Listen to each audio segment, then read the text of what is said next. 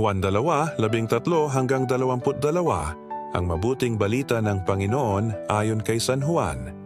Malapit na ang Paskua ng mga Hudyo, kaya't pumunta si Jesus sa Jerusalem. Nakita niya sa templo ang mga nagbibili ng mga baka, mga tupa at mga kalapati, at ang namamalit ng salapi.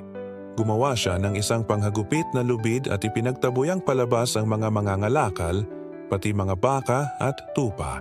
Isinabog niya ang salapi ng mga namamalit at pinagtataob ang kanilang mga hapag. Sinabi niya sa mga nagbibili ng kalapati, "Alisin ninyo rito ang mga iyan. Huwag ninyong gawing palengke ang bahay ng aking ama." Naalaala ng kanyang mga alagad na sinasabi sa kasulatan, "Ang aking malasakit sa iyong bahay ay parang apoy na nag-aalab sa puso ko." Dahil dito'y tinanong siya ng mga Hudyo, "Anong tanda ang maibibigay mo upang patunayang may karapatan kang gawin ito?" Tumugon si Jesus, "Gibain ninyo ang templong ito at muli kong itatayo sa loob ng 3 araw."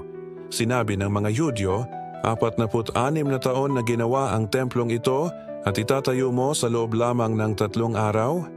Ngunit ang templong tinutukoy ni Jesus ay ang kanyang katawan.